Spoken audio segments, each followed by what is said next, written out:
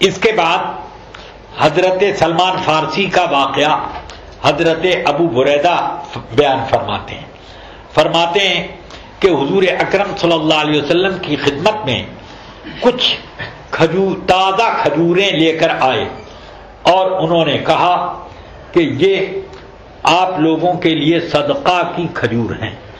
حضور نے فرمایا ہم لوگ تو صدقہ نہیں کھاتے، یہ واپس لے جاؤ۔ تو اب دوسرے دن پھر یہ کچھ کھجوریں لے کر حاضر ہوئے۔ انہوں نے تازہ کھجوریں عرض کی کہ یہ میں آپ کے لیے تحفہ اور نذرانہ لے کر آیا۔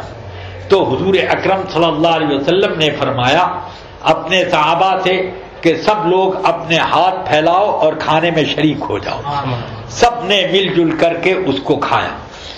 فرماتے ہیں کہ حضور اکرم صلی اللہ تعالی علیہ وسلم میں دو باتیں تو میں نے پالی جو مجھے ایک پادری نے بتائی تھی کہ 3 نشانیاں نبوت کی ان میں پاؤ گے، اور میں نے 2 نشانیاں تو ان میں پالی، اب تیسری کا کیا ہو؟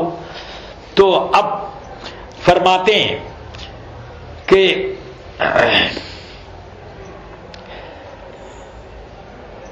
اس کے بعد یہاں پر وہ واقعہ نہیں ذکر کیا، مگر بخاری نے معلقاً اور بیہقی وغیرہ نے تفصیلاً اس کو بیان کیا کہ یہ حضور کی خدمت میں آ کر بیٹھ جاتے، مگر کبھی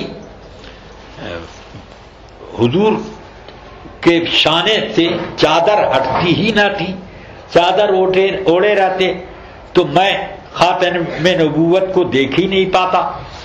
تو ایک روز بے چینی بہت بڑھ گئی، تو میں اٹھ کر کے آیا اور حضور کے پیچھے کھڑا ہو گیا، تو حضور نے خود ہی اپنی چادر نیچے گرا دی۔ میں نے خاتم نبوت کی زیارت کی اور میں لپٹ کر کے اس کو بوسہ دینے لگا۔ حضور نے میرا ہاتھ پکڑا، فرمایا سلمان آگے آ کر بیٹھو، یہ اس وقت اسلام لائے۔ یہ واقعہ انہوں نے ذکر کیا، تو یہ تیسری علامت دیکھ کر انہوں نے اسلام قبول کیا۔ پھر حضور اس میں وہ واقعہ یہاں پر چونکہ اجمال کیا انہوں نے، اختصار سے کام لیا ہے، ورنہ تفصیلی حدیث میں یہ لفظ بھی ہے کہ انہوں نے کہا کہ یا رسول اللہ کچھ لوگوں نے میری ساتھ غداری کر دی سفر میں، اور مجھے پکڑ کر کے ایک یہودی کے ہاتھ بیچ دیا، آپ کے ہاں چھپ کر میں آتا ہوں، اور وہ خبیث اس کی وجہ سے میری پٹائی کرتا ہے، تکلیفیں دیتا ہے۔ فرمایا تم اس سے اپنی آزادی کی رقم طے کر لو، کیا لے گا؟ تو آ کر عرض کی یا رسول اللہ، وہ کہتا ہے کہ 300 کھجوروں کے درخت لگاؤ، اور وہ درخت پورے تیار ہو جائیں، اس میں پھل پورے پک جائیں، تو جس روز پکیں گے تو ایک شرط پوری ہوگی، اور مجھے تم 40 اوقیہ سونا پیش کرو۔ اس کا مطلب یہ ہوا تقریباً 4 کلو سے زیادہ سونا، اتنا سونا مجھے دو۔ تو اب فرماتے ہیں کہ میں نے حضور سے آ کر عرض کی، حضور اکرم صلی اللہ علیہ وسلم نے اپنے صحابہ سے ارشاد فرمایا کہ اپنے بھائی سلمان کی تم لوگ مدد کرو، زمین تیار کرو جس زمین پر باغ لگانا ہے، اور کچھ لوگ 15-10 قلمیں کھجوروں کی دیں۔ تو سب لوگوں نے ان کو مدد کے طور پر کچھ کھجوروں کی قلمیں پیش کی۔ حضور اکرم صلی اللہ علیہ وسلم کو خبر ملی کہ زمین تیار ہو گئی ہے، آپ تشریف لائے اور ایک ایک پودا لگاتے گئے۔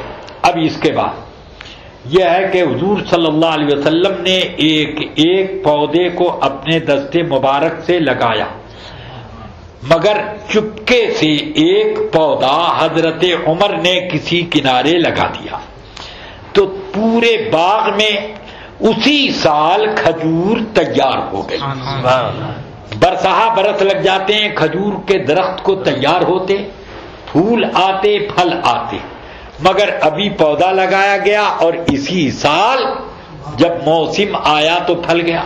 حضور باغ کی زیارت کو تشریف لائے تو دیکھا کہ سب پھل گیا ہے، ایک پودے کو دیکھا کہ ویسے ہی، فرمایا اس کو کیا ہو گیا؟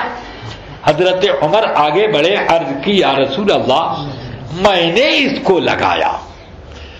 تو حضور نے اس کو جڑ سے اکھیڑ کے پھر اسی جگہ لگا دیا، یہ بھی سب کے ساتھ پھل گیا۔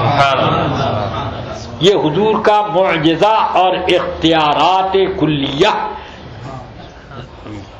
ظاہر ہے، اس سے بالکل بین طور پر معلوم ہوتا ہے۔ حضرت عمر رضی اللہ تعالیٰ نے یہ عمل کیوں کیا؟ اس لیے نہیں کہ وہ حضور سے برابری کرنا چاہتے تھے، بلکہ لوگوں کو یہ بتانا چاہتے تھے کہ اگر سارے درخت میل حضور لگا دیں تو کوئی کہے گا کہ زمین اچھی تھی، قلمیں بہت شاندار تھی، یا موسم خوشگوار تھا۔ تو بتایا کہ اسی قلم میں سے یہ قلم ہے، زمین بھی وہی ہے اور موسم بھی وہی ہے، ہاتھ بدل گیا تو کام بدل گیا۔ بس یہ بتانے کے لیے کہ آج میں حضور کی بے مثالی ظاہر کروں گا، اس لیے انہوں نے چپکے سے ایک پودا لگایا تھا۔ تو یہ بڑے ہی فقیہ المزاج، دور اندیش تھے، اس وجہ سے آپ نے کہا یہ کیا۔